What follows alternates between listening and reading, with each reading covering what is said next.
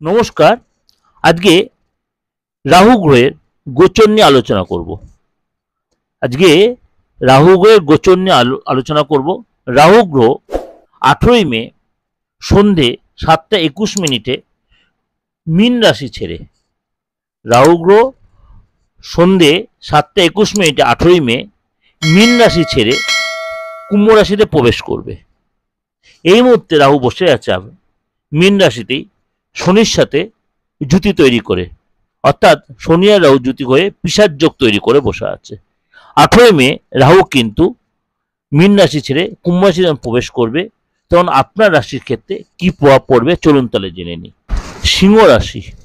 সিংহ রাশির ক্ষেত্রে রাহুর এই গোচর কিন্তু যথেষ্ট তাৎপর্যপূর্ণ, কারণ আপনার সপ্তম ভাবে রাহুর এই গোচর হবে।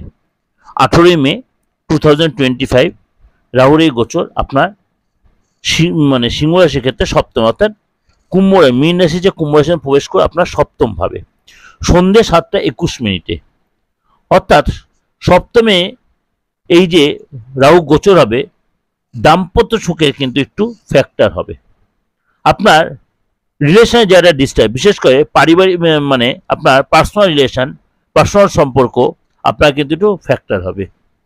আপনাকে বা আপনি বা আপনার পার্টনার কোনো অনৈতিক কাজে বা অনৈতিক কোনো রিলেশনে জড়িয়ে পড়তে পারেন। পার্টনার কোনো কারণে আপনার সাথে একটু মিসবিহেভ করে ফেলতে পারে। দাম্পত্য জীবনে কোনো কারণে মতভেদ বা সন্দেহ যারা তৈরি হতে পারে, সরি টু সে, সেটা সবার ক্ষেত্রে হবে তা কিন্তু নয়। একদম পরিষ্কার যে সবার ক্ষেত্রে তা কিন্তু নয়। দেখা গেল আপনাদের মধ্যে যে রিলেশনে ডিস্টার্ব ছিল সেটা হয়তো এই রাহুর মধ্যে আপনার জোড়া লেগে গেল। রাহুর মধ্যে জোড়া লেগে গেল, এটাও কিন্তু হতে পারে। রাহু সব পায়, রাহু হচ্ছে মায়াবী গ্রহ। রাহু মায়াবী, ভালো সম্পর্ক নষ্ট করতে পারে, খারাপ সম্পর্ক আবার জোড়া লাগিয়ে দিতে পারে। রাহু সব পারে। রাহু যা পারে অন্য কোনো গ্রহ পারে না। রাতারাতি আপনাকে বড়লোক করে দিতে পারে, রাতারাতি আপনাকে ভিখারি করে দিতে পারে। সুতরাং রাহুর সমস্ত রকম ক্ষমতা আছে যদি আপনাকে সে সাপোর্ট দেয়। জিরোকে হিরো বানাতে, হিরোকে জিরো বানাতে পারে।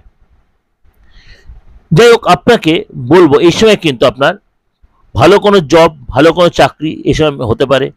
কর্মে যারা যথেষ্ট ভালো দেখা যাচ্ছে।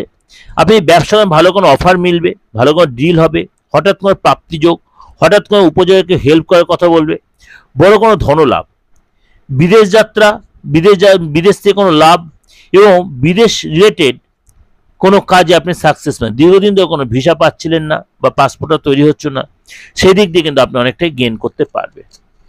আপনার এই সময় কিন্তু প্রেশারটা বাড়তে পারে, হার্টের প্রবলেম আসতে, পেটের প্রবলেম আসতে পারে। এগুলোকে অবশ্যই একটু কন্ট্রোল রাখার চেষ্টা, অবশ্যই নেগলেন্সি না করে ডাক্তার দেখাবেন। আপনি যে অ্যাস্ট্রি মানেন বা তান্ত্রিক অবশ্যই তাদেরকে দেখিয়ে সেখানে প্রপার প্রতিকার করিয়ে নেবেন। অবশ্যই সেই জায়গাটা আপনার ঠিক হয়ে যাবে। এই রাহুর এই গোচর আপনাকে কিন্তু কোনো মায়াবী সম্পর্কে জড়িয়ে ফেলতে পারে, সেখানগুলো একটু নিজেকে সতর্ক এবং কন্ট্রোল রাখবেন। আপনার কিন্তু পারিবারিক লাইফ যথেষ্ট ভালো হবে। ভাই বোনের সাথে, ফ্রেন্ডের সাথে, বাবা মার সাথে সম্পর্ক কিন্তু অনেক ডেভেলপ করবে। অর্থাৎ ওভারঅল কিন্তু আপনার সময়টা অনেকটাই বেটার। খালি পার্টনারের ক্ষেত্রে বা ম্যারেজ লাইফের ক্ষেত্রে একটু আপনার সতর্ক হয়ে চলতে হবে।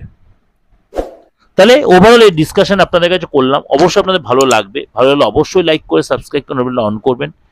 দেশের বা বিদেশের যে কোনো বয়সের, যে কোনো ধর্মের, যে কোনো লোক, হরোস্কোপ থাকুক আর নাই থাকুক, ডেট অফ বার্থ থাকুক না, আপনি অবশ্যই যোগাযোগ করতে পারেন। অনলাইনে বলুন, চেম্বারে এসে বলুন, কিন্তু একটা ভিজিট দিয়ে বা রেমুনারেশন দিয়ে।